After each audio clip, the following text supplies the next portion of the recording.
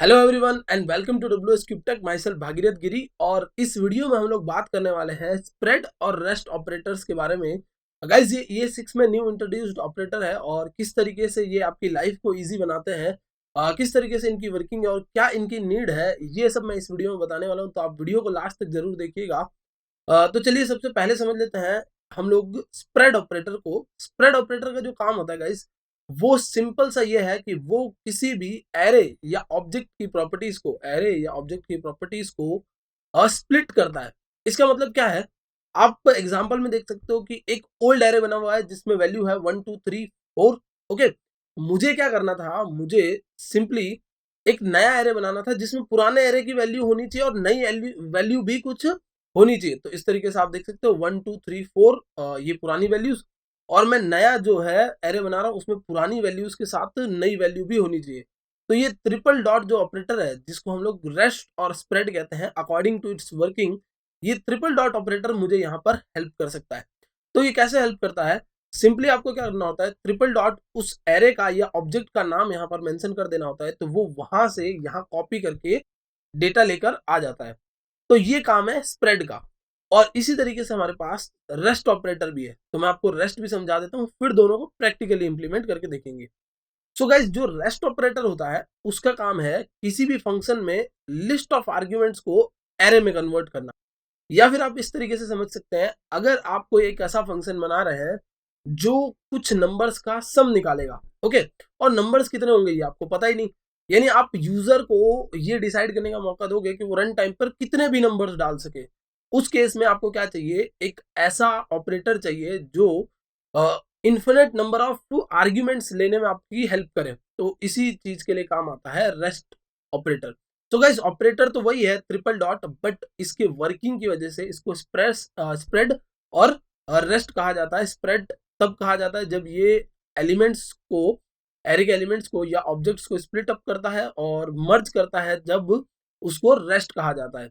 तो गाइज मैं आपको अभी प्रैक्टिकली इंप्लीमेंट करके दिखाऊंगा, jsbin.com पर हम लोग यूज करेंगे। तो गाइज जब तक मैं स्क्रीन स्विच करता हूं तब तक आप चैनल को कर लीजिए सब्सक्राइब, वीडियो को लाइक करके शेयर कर लीजिए।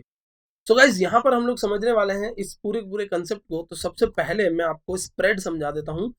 स्प्रेड ऑपरेटर जो है इसको हम लोग समझ लेते हैं। तो मैंने क्या किया, यहाँ पर कॉन्स्ट एक एरे बनाया, और सपोज ये मेरा हो गया ओल्ड एरे, जो हमने एग्जांपल लिया था उसी तरीके से ले लेते हैं ओल्ड एरे। और ओल्ड एरे में मैंने 1 2 3 4 5 यहाँ तक की वैल्यूज ले ली। अब मुझे क्या करना है, एक नया एरे बनाना है, और नया एरे के अंदर यहाँ पर जो न्यू एरे है उसमें पुराने एरे की वैल्यू न्यू एरे लिखना पड़ेगा। Actually new is a reserve word in JavaScript, so you can not use it.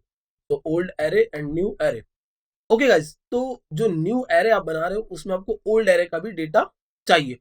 So ES6 से पहले आप किस तरीके से इस चीज को कर सकते थे, तो ES6 से पहले करने के लिए आपको क्या करना पड़ता था, आपको सिंपली इस एरे के हर एक की पर पहले पुराना वाला डेटा रखना पड़ता था, पूरीज का लूप चलाकर या कोई भी लूप चलाकर आपको ये वाला डेटा पुरान पहले कीज पर रखना पड़ता था, फिर नया डेटा ऐड करना पड़ता था।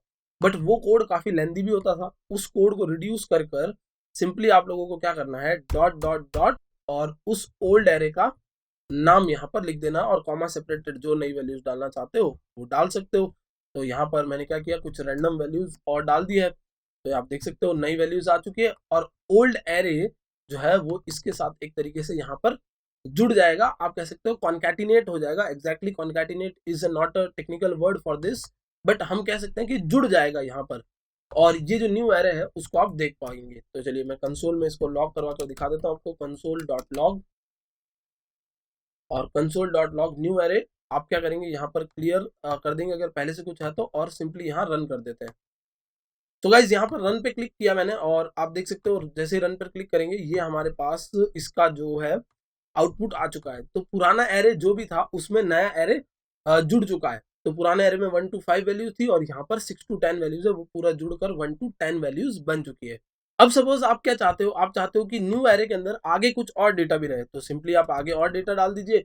जहां जिस जगह पर आप इसको प्लेस करेंगे उस जगह पर ये अपनी नई वैल्यूज को क्रिएट कर लेगा। सपोज मैंने यहाँ ABC के बाद इसको प्लेस किया and I will run again, तो आप देख सकते हो पुराना कुछ इस टाइप का था और ये नया कुछ इस टाइप से दिखा रहा है। यानी ABC, फिर 1 to 5 जुड़ा है, फिर 6 to 10 जुड़ चुका है। तो इसने आपके काम को आसान कर दिया, आपके जो लाइन ऑफ कोड थे उनको बहुत ज़्यादा कम कर दिया। यहाँ पर अगर आप एरे चलाते, एरे को इटरेट करते, देन एक-एक एलिमेंट निकाल कर रखते तो आपका काफ़ी टाइम जाता, काफ़ी लेंथी कोड होता। तो गाइज़ ये तो है हमारा स्प्रेड ऑपरेटर। अब इसी तरीके से मैं क्या करूँगा, यहाँ पर रेस्ट ऑपरेटर भी आपको समझाऊँगा। तो चलिए गाइज़ हम लोग अभी रेस्ट ऑपरेटर को समझ लेते हैं। रेस्ट में हमें क्या करना होगा, सो सिंपली रेस्ट के लिए हमें एक फंक्शन चाहिए। रेस्ट को समझने के लिए हमें एक फंक्शन चाहिए। तो मैं कॉन्स्ट नाम से एक फंक्शन बना देता हूँ, सम। ओके, कॉन्स्ट सम मतलब ये फंक्शन क्या करेगा, सम अप करेगा वैल्यूज को। और एरो फंक्शन का यूज कर रहा हूँ। अगर आपको एरो फंक्शन के बारे में बिल्कुल आइडिया ना हो तो मैं आई बटन में आपको एक लिंक दे दूंगा, उससे आप समझ सकते हैं। तो चलिए मैंने क्या किया, दो यहाँ पर 3-4 आर्ग्यूमेंट्स ले लिए। ओके, और ये जो मेरा ऑपरेटर है, ये जो मेरा फंक्शन है उसका काम क्या है, सिंपली इस फंक्शन का काम है a plus b plus c plus d को रिटर्न करना। ओके, तो गाइज ये इन चारों को सम अप करके रिटर्न कर देगा, और मैं कंसोल में इधर लॉक करके दिखा देता हूँ कि कैसे ये रिटर्न कर रहा है। तो सम किया मैंने, और मुझे 4 आर्ग्यूमेंट्स यहाँ पर पास करने पड़ेंगे तभी ये रिटर्न कर पाएगा। तो मैं यहाँ पर रन करके दिखाता हूँ आपको, और आप देख रहे हो ये 10 जो आ रहा है वो इनका सम आ रहा है। ओके, अब मेरे पास एकदम से एक वैल्यू बढ़ी, या 2 वैल्यूज बढ़ी, या 3 वैल्यूज बढ़ी। तो इन वैल्यूज को हैंडल कैसे करना है, इन वैल्यूज को ये तो हैंडल कर नहीं पाएगा, क्योंकि आपने तो इसको सिर्फ 4 वैल्यूज के लिए बनाया था। तो इस केस में आता है रेस्ट ऑपरेटर। ओके, तो गाइज इस चीज को समझने के लिए मैं ये पूरा वापस हटा देता हूँ कोड। और रेस्ट ऑपरेटर में आपको क्या करना है, यूजर से इन्फिनिट नंबर ऑफ वेरिएबल्स या इन्फिनिट नंबर ऑफ इनपुट्स लेना है। तो आपको डॉट डॉट डॉट लगाकर कोई भी एक एरे का नाम बना देना होगा, जैसे मैंने क्या कर दिया, नंबर्स बना दिया। ओके, तो इसमें क्या होगा, आपके पास इन्फिनिट नंबर ऑफ आर्ग्यूमेंट्स लेने की कैपेसिटी आ जाएगी। तो आप यहाँ पर कितने भी आर्ग्यूमेंट्स आप पास कर पाएंगे। और मैं इसी के अंदर आपको कंसोल डॉट लॉग करके ये नंबर्स दिखा देता हूँ, ताकि आपको पता चल जाए कि किस तरीके से ये हैंडल कर रहा है। और सम को कॉल करते हुए मैं इन्फिनिट नंबर ऑफ वेरिएबल्स तो नहीं डाल सकता, अभी नंबर्स नहीं डाल सकता, इसलिए मैं कुछ लिमिटेड डालकर आपको दिखाता हूँ एक बार, फिर इनको हम और इंक्रीज करेंगे। तो मैंने यहाँ पर डाला, तो आप देख सकते हो ये सेकंड जो आपका एरे दिख रहा है, ये कंसोल लॉक की वजह से दिख रहा है, और ये 1 to 10 की काउंटिंग दिख रही है। मैं एक बार इसको कमेंट कर देता हूँ ताकि आप लोगों को कंफ्यूजन ना हो। और वापस रन करने पे आप देख रहे हो 1 to 10 की काउंटिंग ये यहाँ से आ रही है। मतलब ये पूरा के पूरा एरे आपके पास आ रहा है, अंदर आपके पास क्या आ रहा है, एरे आ रहा है। तो चलिए अगर मुझे इसका सम अप करना है तो मैं कैसे कर सकता हूँ, इस चीज के लिए आपको थोड़ा सा फॉर ईच लूप का आइडिया होना चाहिए, क्योंकि मैं यहाँ फॉर ईच लूप यूज करने वाला हूँ। तो चलिए सबसे पहले मैं क्या करूंगा, let total is equal to 0। Total जो मुझे रिटर्न करना है बाद में, उसको मैंने 0 माना है। और मैं सिंपली यहाँ पर क्या करूंगा, नंबर्स, जो नंबर्स वाला मेरा एरे आया, अभी आपने देखा नंबर्स क्या एक एरे है, और डॉट टू फॉर ईच चलाऊंगा। फॉर ईच के अंदर क्या करना पड़ता है, हमको एक फंक्शन पास करना होता है। तो चलिए यहाँ पर भी एक फंक्शन बना देता हूँ मैं, और इस फंक्शन में हम लोग बताते हैं कि क्या काम करना है। ईच टाइम यानी जितने भी नंबर्स हैं उतनी बार ये लूप चलेगा, और उतनी बार ये कुछ काम करेगा। और मैं यहाँ पर नंबर के लिए ले लेता हूँ n। तो पहला पैरामीटर यहाँ पर आपको n लेना होता है, या फिर आप कुछ भी ले सकते हो, ABCD XYZ कुछ भी ले सकते हो, बट नंबर्स नहीं लेना है वापस। ठीक है, तो मैंने n ले लिया, और n को यूज करते हुए मैं क्या बोल रहा हूँ, मैं बोल रहा हूँ कि जो टोटल वाला वेरिएबल है ना, उसके अंदर प्लस इक्वल्स टू, यानी एड एन असाइन करना है किसको, n को। एड एन असाइन करना है किसको, n को। तो गाइज यहाँ पर n क्या आएगा, पहली बार में 1 आएगा, तो 0 के साथ 1 प्लस होके 1 बन जाएगा। फिर 2 आएगा तो 2 प्लस 1 3 हो जाएगा। फिर 3 आएगा तो ये 3 प्लस 3 6 हो जाएगा। फिर 4 10। इस तरीके से ये टोटल जो है वो इंक्रीज होता जाएगा, और एट द एंड हम लोग यहाँ पर कंसोल में लॉक करवा कर देख लेते हैं। आप चाहे तो रिटर्न स्टेटमेंट भी लगा सकते हैं। मैंने कंसोल में लॉक कर दिया टोटल को। ओके, और अब मैं इसको क्लियर एंड रन अगेन करता हूँ, तो आप देख सकते हो ये 55 दिखा रहा है। अब सपोज मैंने क्या किया, यहाँ पर कुछ वैल्यूज बढ़ाई, तो मैंने यहाँ पर 11 12, ऐसा जरूरी नहीं है कि आप पूरी काउंटिंग ही लो, जस्ट मैं तो एक सीरीज फॉलो करते हुए काउंट ले रहा हूँ। आप देख सकते हो 91 आ रहा है। अब सपोज आप यहाँ पर कोई और वैल्यू देना चाहते हो, तो आप 10 भी दे सकते हो, बीच में कोई भी वैल्यू दे सकते हो। ये ऐसा नहीं कहता कि आप यहाँ पर सीरीज दो।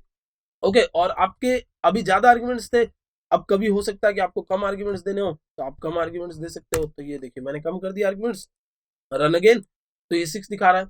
सो इसका काम क्या है, इसका काम है इन्फिनिट नंबर ऑफ आर्ग्यूमेंट्स लेना। और ये आपको कहाँ कहाँ काम आ सकता है, तो सपोज आप कहीं पर मैक्स या मिनिमम निकाल रहे हो, तो आपको पता ही नहीं है कि कितनी वैल्यूज आने वाली है, कितनी वैल्यूज मैक्सिमम या मिनिमम के लिए आने वाली है। तो आप इस तरीके से रेस्ट ऑपरेटर का यूज कर सकते हो, जो इन्फिनिट नंबर ऑफ वैल्यूज ले सकता है और उन पर क्या कर सकता है, आपके लिए कैलकुलेशन परफॉर्म कर सकता है। तो आई होप गाइज आपको ये कंसेप्ट अच्छे से समझ में आ गया होगा और आपने चैनल को सब्सक्राइब कर लिया होगा। That's it for this video. Thank you so much for watching.